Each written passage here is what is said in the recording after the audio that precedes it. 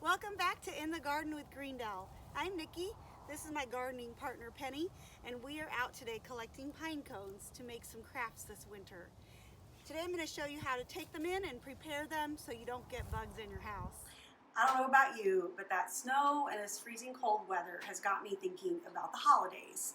And who doesn't love a big pretty bowl of pine cones sitting for your centerpiece at Thanksgiving or Christmas? So I've gathered up these pine cones from outside, from my garden, because the cold weather also made me miss my garden. So I'm going to take them and I'm just going to kind of take off the pine needles. I have gloves on because pine cones have sap on them and it's really hard to get off. So I have just some vinyl gloves on so I can get to it.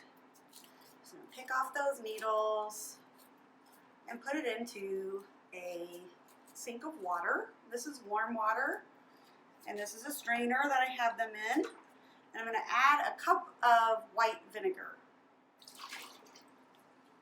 This is not a scientific thing. It just helps to disinfect the pine cones for crafts and to have them on your table.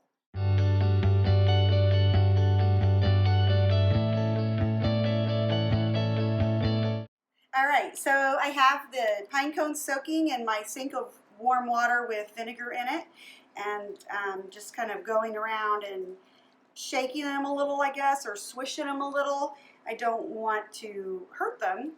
But I kind of am just making sure they're all getting rinsed pretty well in this water.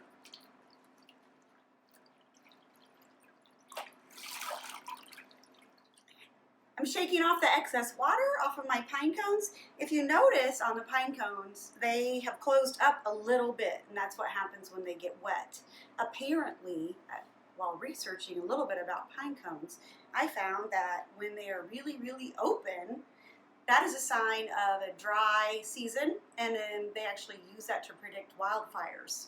Did not know that. So anyway, they're closed up because they've got some moisture in them. I'm laying them on this cookie sheet, just a baking sheet with aluminum foil on it, shaking out the water and putting them out on here. And did you also know pine trees are the oldest conifer on the face of the earth? Another tidbit of information. And also, all conifers produce a cone, but they're not all pine cones, obviously, because not all conifers are pine trees.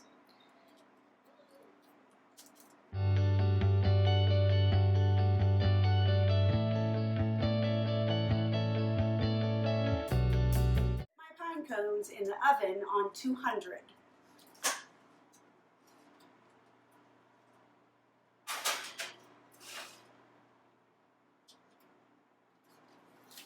The reason we keep it at 200 and not any higher is because wood actually starts burning at 300 degrees.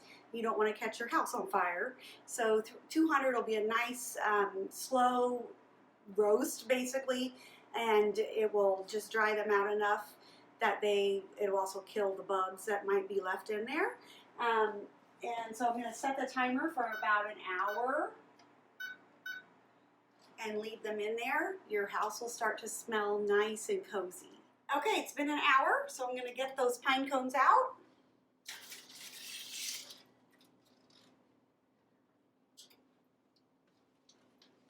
They're so pretty.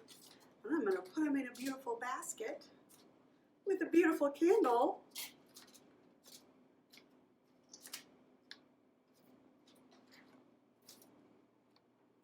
They're actually just a little bit warm, so it's not hurting me to touch them. And isn't that a pretty centerpiece for your table at Thanksgiving?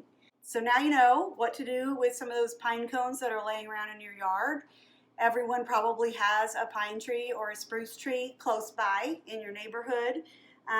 So grab the kids, bundle up, go outside and collect some pine cones and enroll them in helping you on one of these cold days. Thanks again for joining us at In the Garden with Greendell. Hope to see you next time.